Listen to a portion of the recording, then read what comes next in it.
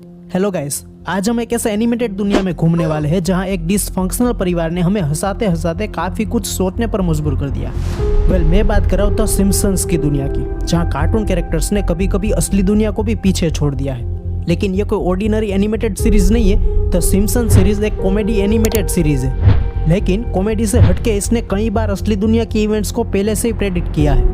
आज हम उस मैजिकल प्रेडिक्टेबिलिटी की दुनिया में चले जाएंगे जहां येलो स्किन वाले कैरेक्टर्स ने किया है फ्यूचर के कुछ बिग मोमेंट्स का परफेक्ट गेस। तो चलिए शुरू करते हैं द सिम्पसंस के कुछ खास फ्यूचर प्रेडिक्शन की यात्रा को और देखते हैं कि कौन कौन से इवेंट्स थे जो इन्होंने पहले ही प्रेडिक्ट कर दिए थे। तो let's dive right in. The Simpsons predicted. इतने सारे predictions किए थे Donald Trump presidency, Lady Gaga super bowl half time show, to name a few, जिन्हें देख के दिमाग में बस एक ही क्वेश्चन।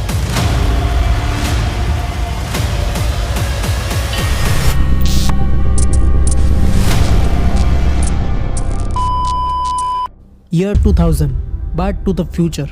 इस एपिसोड में हमें अमेरिका के एक प्रेसिडेंट को दिखाया जाता है जो अपने पैसे के दम पे बना हुआ था। अब पहले इस क्लिप को पूरा देखिए। इसके ठीक 16 साल बाद ट्रंप अमेरिका के पीएम बनते हैं और एग्जैक्ट इस क्लिप में जैसे दिखाया गया है वैसा ही सेम सीन क्रिएट होता है। कपड़े से लेके लिफ्ट, वीडियो शूटिंग का एंगल, वो बैनर गिरना, हैंडशेक करना, सब कुछ मोमेंट वैसे के वैसे ही सेम रहता है। Year 1995, Lisa's wedding. इस एपिसोड में हमें स्मार्ट वॉच का प्रेडिक्शन दिखाया जाता है और उसी सीजन में वीडियो कॉलिंग और ऑनलाइन क्लासेस को भी दिखाया जाता है। ये सब कुछ हम उस टाइम पे तो सोच भी नहीं सकते थे, और ये ऑनलाइन क्लासेस और ये जो स्मार्ट वॉच है ये तो अब आए हैं। Now year 1998, when you dish upon a star. इस एपिसोड में डिज्नी और फॉक्स के मर्ज को दिखाया जाता है, बट तब किसी को नहीं लगता था कि डिज्नी फॉक्स को भी खरीद लेगा। लेकिन ईयर 2019 में सेम ऐसा ही हुआ। डिज्नी ने फॉक्स को $71 बिलियन में एक्वायर कर लिया। Year 1993, Springfield. इस एपिसोड में हमें दिखाया जाता है कि एक मैजिकल शो चल रहा है जिसमें दो लोग हैं और उसके पास एक वाइट टाइगर है। वो बाद में उन्हीं लोगों पे अटैक कर देता है। लेकिन ठीक एग्जैक्ट 10 साल के बाद सेम यही सीन रिक्रिएट होता है, लेकिन इस बार फर्क बस इतना ही था कि जो टाइगर था वो रियल था। लेकिन साल 2003 में सीज फायर्ड और रॉय नाम के दो लोग थे जो एक मैजिकल शो चला रहे थे और उसमें भी एक वाइट टाइगर था और उस टाइगर ने सेम वैसे ही इस पर भी अटैक कर दिया था। Year 1998, the wizard of evergreen terrace. इस एपिसोड में एक मैथ इक्वेशन को दिखाया जाता है, लेकिन तब किसी ने इस पर इतना गौर नहीं किया। लेकिन ठीक 14 साल बाद एक हिग्स बोसन प्रैक्टिकल की खोज हुई जिसमें यह सेम इक्वेशन यूज किया गया था, और बाद में जाके ये पता चला कि ये इक्वेशन सिम्पसन में 14 साल पहले ही हो गई थी। और एक कॉमेडी कार्टून शो में कौन इतना डीप में जाके ये बनाएगा। बट इस शो में जितने भी पार्टिसिपेटेड है वो सभी बड़े बड़े साइंटिस्ट हैं और इन लोगों को साइंस फिक्शन में बहुत दिलचस्पी है। Year 1997, the city of New York versus Homer Simpson's. इस एपिसोड में हमें एक बुक के कवर पेज पे न्यूयॉर्क के दो ट्विन टावर्स को दिखाया जाता है और वो भी 9/11 दिखे वैसे, एंड न्यूयॉर्क भी लिखा हुआ है।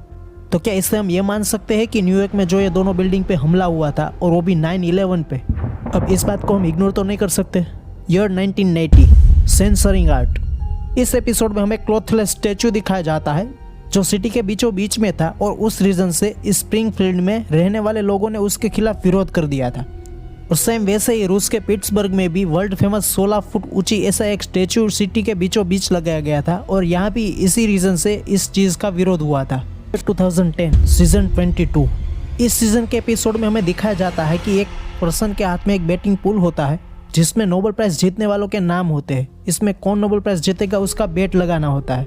बट इस पेपर में जिस के नेम थे वो आगे जाके सही में उस फील्ड में काम कर रहे थे, और अनबिलीवेबल साल 2016 में इनमें से एक ने नोबेल प्राइज जीता भी, जो MIT के इकोनॉमिक्स में बेंटे होलस्ट्रेम का था।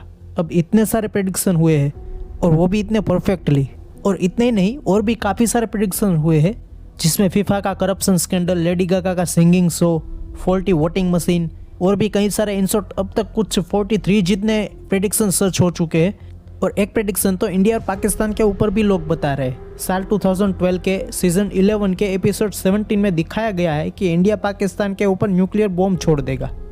पहले एक क्लिप देखिए। What's the difference between Pakistan and a pancake?